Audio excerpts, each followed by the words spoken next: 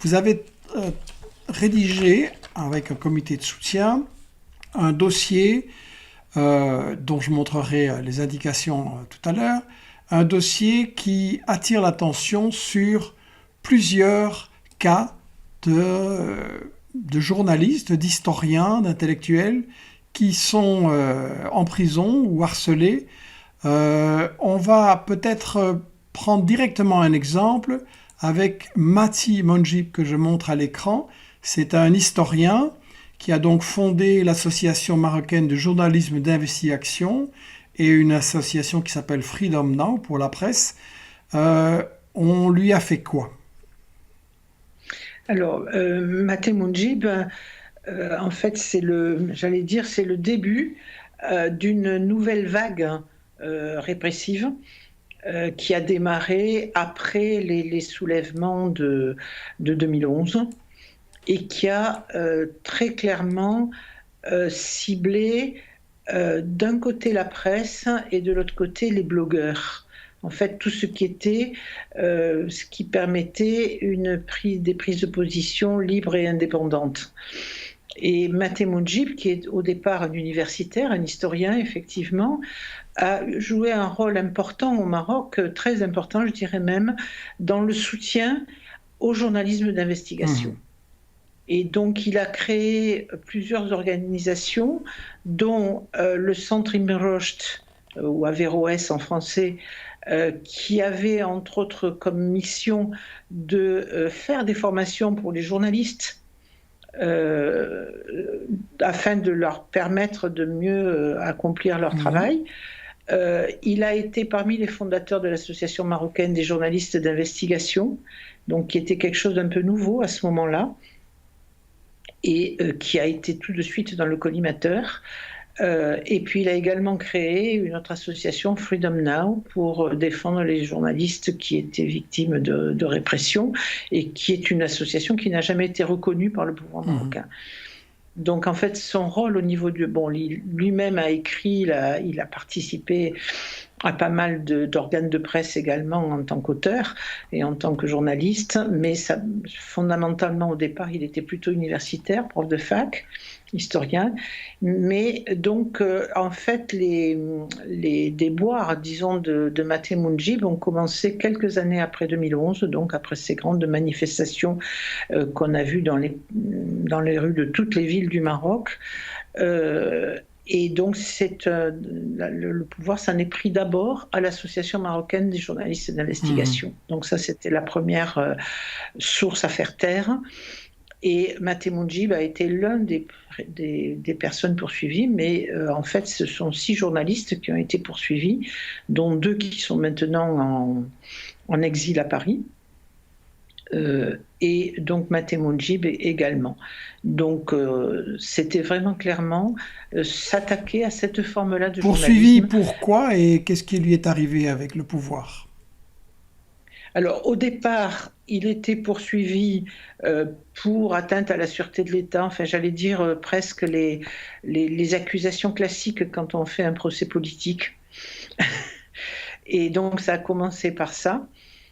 Mais déjà, un des journalistes qui a été aussi impliqué dans ces procès a été également accusé le mot va me venir, excusez-moi, d'adultère. Donc on a commencé déjà à voir poindre une série de procès qui vont se multiplier par la suite, où les chefs d'inculpation ne sont plus des chefs d'inculpation liés à un délit de presse ou à un délit politique, mais qui sont des chefs d'inculpation de droit commun et très souvent d'ordre sexuel, parce que le pouvoir se manipule et instrumentalise en particulier les luttes des femmes. Et donc, il a jugé que ce type d'accusation allait permettre que les gens n'allaient pas soutenir les coupables. enfin les présumés, les soi-disant coupables. Et donc ça a fait Hicham Mansouri, pour ne pas le nommer, qui est aujourd'hui exilé à Paris, a étraîné un petit peu ce genre d'accusation, avec une accusation d'adultère, mais il a fait 10 mois de prison avant de partir du pays. Et donc pour Maté Moudjib, au départ, c'était effectivement des accusations, j'allais dire politiques, clairement politiques.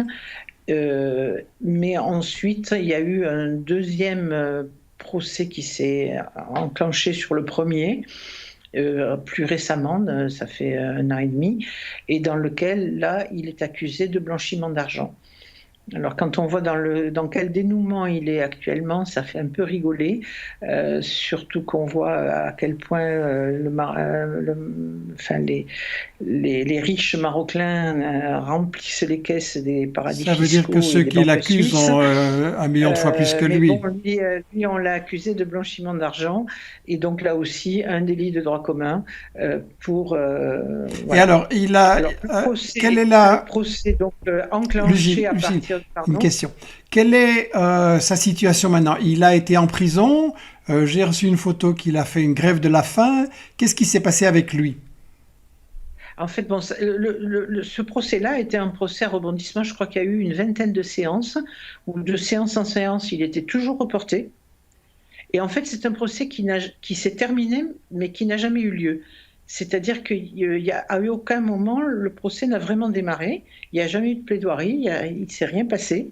Mais alors que Maté Moudjib était en prison pour ce chef d'inculpation de blanchiment d'argent, le tribunal s'est réuni et a prononcé le verdict.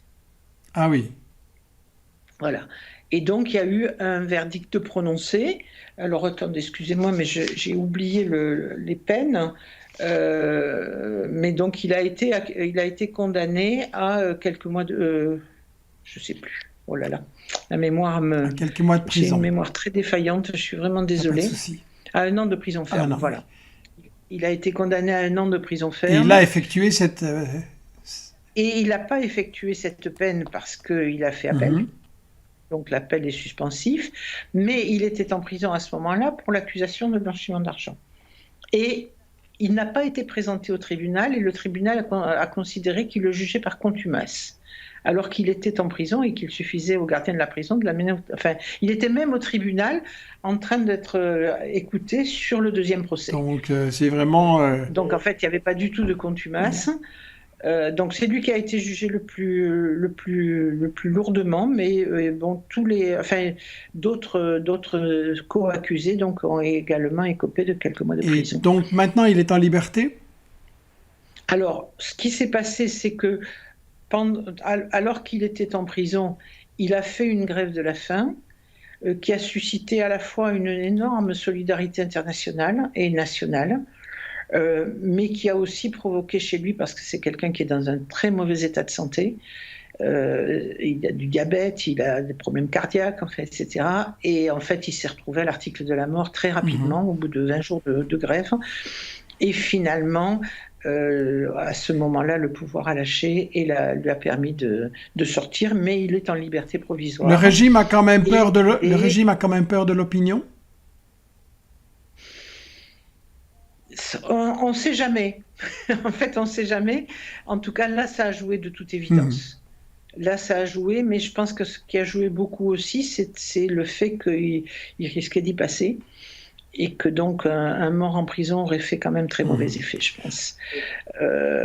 Et donc, il a été mis en liberté provisoire, mais il est interdit de sortir du territoire.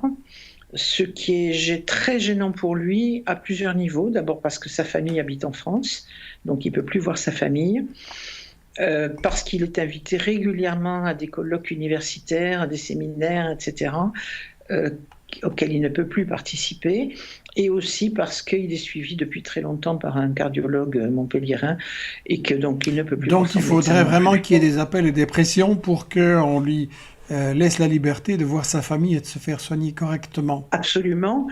Absolument. Et puis en même temps, maintenant au Maroc, il est victime de harcèlement perpétuel. C'est-à-dire qu'il a perdu son travail, on lui a gelé ses comptes, il n'a plus le droit de faire aucune transaction commerciale, il peut même pas vendre sa voiture. Euh, il est écouté, il est suivi, enfin bon, c'est un harcèlement quotidien j'allais dire, de tous les Voilà, donc instants. on doit quand même dire qu'on parle Et de gens très très courageux qui affrontent la répression et qui ne se laissent pas intimider et qui se mettent en danger pour ça.